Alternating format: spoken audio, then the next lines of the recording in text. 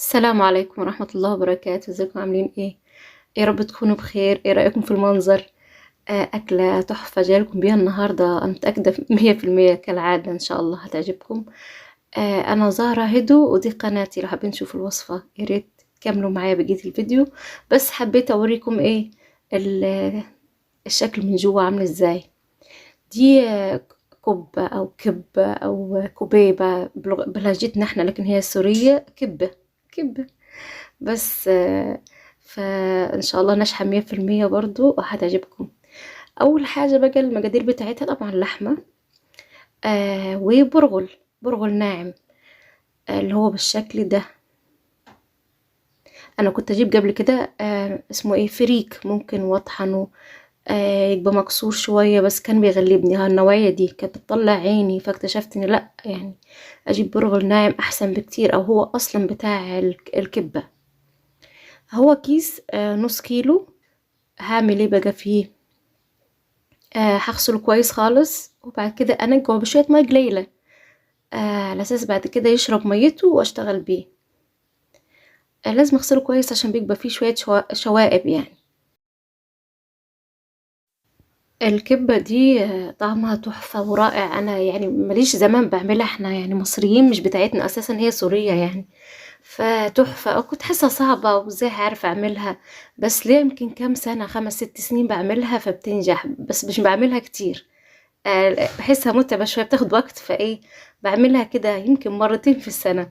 بس تحفة، اي حد داجها من ايدي سواء ماما ولا خالاتي ولا كذا حد يسألني عليه انت ايه ده اللي عاملاه، لأ احنا مش متعودين نعملها يعني، عندنا بالذات في الصعيد ما بنعملش الكلام ده، بنعمل كفتة الرز العادية او كفتة اللحمة.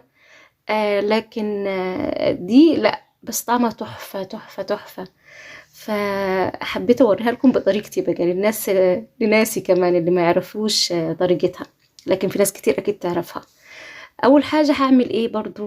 هعمل العصاج اللي انا هحشي بيه الكبة، اللي هو بصل ولحمة مفرومة بس وفلفل وملح. اوجات كنت احشيها عشان ما احسش بس طعم اللحمه كتير في بوجي، كنت احشيها فراخ. فراخ يعني صدور فراخ اقطعها ناعم شويه واعملها مع بصل واحشيها، احس كمان ليها طعم تحفه. فانا طبعا سبت البصل هتاخد الوقت، يعني اخدت وقت على النار بس مش كتير. في ناس بتعملها بالكبه، لكن كده احس اشوف في البصلايه احب طعمها يعني. هسيبها برضو لحد ما تستوي بوطي منها.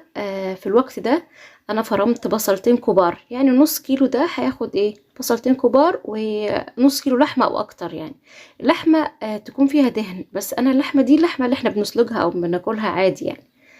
ما يكونش حمرا صافي وما يكونش دهنتها كتير برضو. خدتها وطحنتها على المطحنه العاديه مش الكبه، اللي هي مكنه البسكوت اللي هي بيبقى فيها اصلا بتاعه اللحمه، مفرمه اللحمه وكفتة الرز بتاعتنا يعني.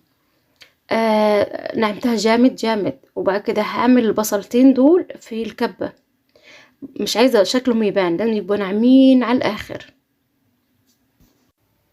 اللهم صل وسلم وبارك على سيدنا محمد، صلوا بينا على النبي، وربنا يعود علينا أيام بخير يا رب.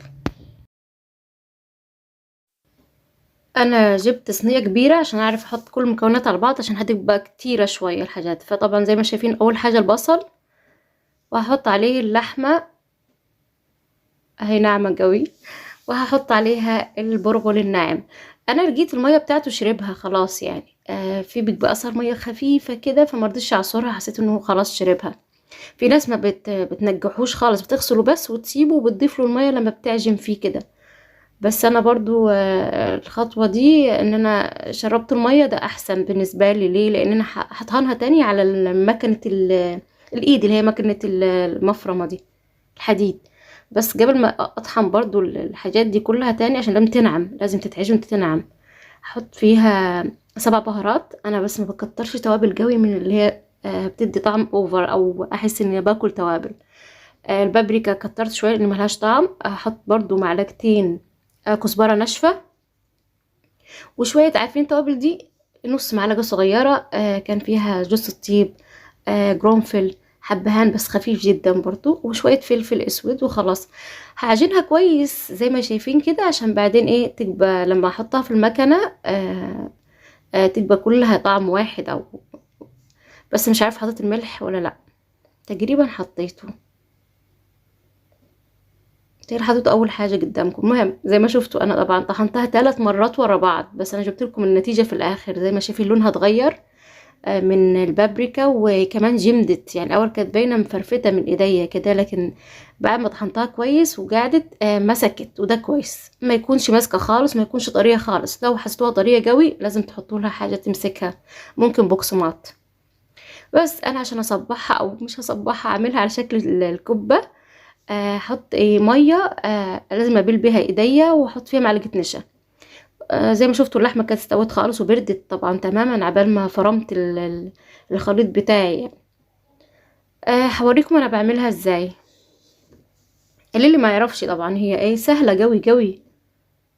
هعمل فجوه بس في النص بايديا، وايه، وهبل ايديا كل شويه ميه بنشا، لان المفروض ما تمسكش وما تشجكش، تبقى ملسه ملسه، يعني السطح بتاعها املس. هعمل مكان عشان احشي فيه ايه اللحمه. في ناس بترهفها اكتر من كده، اكتر بكتير، بس انا بحب ادوق طعم الكبه نفسها من بره، مش بس اللحمه بالبصل كمان. بحشيها بمعلقه صغيره عشان ما تبوظليش الشكل. وكمان زي ما شايفين بعملها بالظبط. لو في اي مش عجينه زياده، خليط زياده بشيله عشان ما يبقاش كلها برضو خليط ما فيهاش حشو يعني. وهعملها بالشكل التقليدي الجميل اللي بيعملوه السوريين ما شاء الله. يعني اكلاتهم تحفه، كلامهم تحفه، كل حاجه معموله صح. يعني اكلهم فظيع. بموت في الاكل السوري والكلام السوري، صوتهم نفسه في حاجه غريبه ما شاء الله يعني. برضو بعمل معاكم حاجه تاني، واحده تاني وواحده تالتة. بس وهوريكم في النهايه شكلها عامل ازاي. بعيدا عن موضوع الكبة، جاني تعليق سلبي امبارح. انا قناتي لسه صغيرة، وكنت عاملة فيديو عن مشتريات ايكيا، فبتقول لي انت ايش عرفك صعيدية اصلا بايكيا وايديكي عاملة كده ليه؟ فانا ايه اتمخولت يعني. مش زعلانة والله منها، بالعكس انا زعلانة عليها يعني. وقالت لي كلام مش حلو خالص. فحسيت ان معقول في انسان ممكن يكون عايز يضايق اللي قدامه بالطريقة دي؟ فبقيت والله العظيم كل ما افتكرها ربنا يصلح حالها ويشفي عنها، لو كانت متضايقة او كانت فيها حاجة. يعني معقول في ناس، في بشر كده أصلا. فربنا يصلح حالنا جميعا يا رب إن شاء الله. اللهم صل وسلم وبارك على سيدنا محمد. كنت هقول لكم يا ريت تشتركوا لقناتي. أنا قناتي اسمها زهرة هدو. هدو اللي ما يعرفش، هدو ده اسم الجد الأكبر أو اسم العيلة بتاعت بابا يعني. فاسمه مميز وقليل، فعشان كده سميت بيه اسمي. بس اتمنى تشاركوني في القناة وتعجبكم باذن الله. ادي الكمية بعد ما خلصت، هي جابت ما شاء الله كمية كبيرة حلوة قوي. وعلى فكرة بالشاب يعني، انا باكل واحدة بعيش مثلا، تاكلوها باي عيش. باكل واحدة، التانية بحس ان انا شبعت، لانها كبيرة كبيرة وفيها حشو. بس ما تكون سخنة كده حاجة فظيعة. اللي ما جربهاش تحفة، فايته كتير يعني. الكبة دي تحفة. دي بقى هعملها ايه، دي هشيلها في التلاجة، هجليها بكرة ان شاء الله على الفطار عشان احنا في رمضان.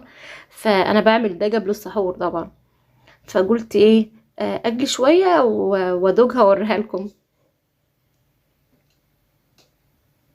اهم حاجة صح كمان ان الكبة لازم تتجلي بزيت عميق يعني، كتير، ويكون عميق وسخن كده عشان هتاخد وقت فيه. لازم تبقى غطسة من جوه يعني.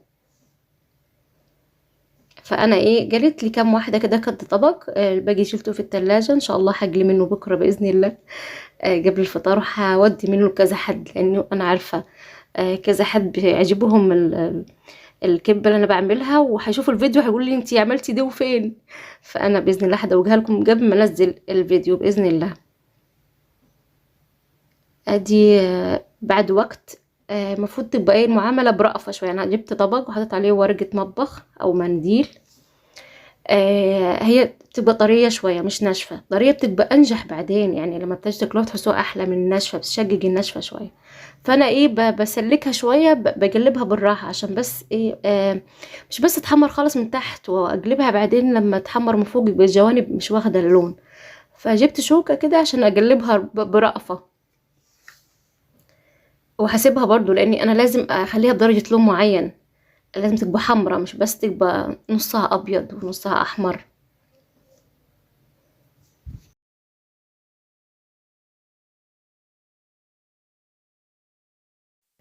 ده بعد تقريبا 10 دقايق او ربع ساعة. هي بتاخد شوية وقت مش كتير بس شوية وقت. انا حسيت ان هي لسه برضو زي ما شايفين فيها لون ايه مش موحدة، فهسيبها كمان شوية 3 دقايق تاني كده. اهي كده خلاص خلصت يعني وتمام. شكلها وريحتها تحفة، حتى الزيت واخد لون من لون البابريكا اللي انا حطاها، عشان تبقى يعني لازم تحطوا بابريكا عشان متبقاش مجيرة، تبقى لونها احمر كده حلو كده. ايه طلعت الكمية دي وان شاء الله البقية غدا بإذن الله. لكن حبيت تشوفوا معايا الشكل من جوه عامل ازاي. بصوا تحفة ما شاء الله، ناجحة 100%، ولا فرجعت ولا حاجة. في منتهى الجمال. اتمنى تجربوها. طبعا طبعا طبعا عمري ما هكون بعملها زي السوريين عمري. بس انا حاولت ايه، اتفرجت كمان على واحدة لبنانية بتعملها فعجبتني قوي. بتحط لها حاجه اسمها دبس، دبس رمان طبعا معروف بس ما كانش عندي، وكمان حاجه اسمها حبق وانا ما اعرفش ايه الحبق ده، يمكن يكون ريحان مش عارفه. بس ده المش مشكله مشكله ايه، لا شايفين الشكل ده الشكل النهائي. اتمنى تجربوها، طعمها اكثر من رائع، طعم البصل واللحمه اللي جواها حلوه. شايفين بصورها من كذا اتجاه ومن كذا طريقه، انا عايزه ابص امسك الطبق واحطه في الكاميرا طول الوقت عشان حاجه ناجحه. فكنت مبسوطة جدا، وبالهنا وشفا مقدما اللي هيجرب الوصفة دي، واشوفكم بإذن الله في فيديوهات تاني. السلام عليكم ورحمة الله.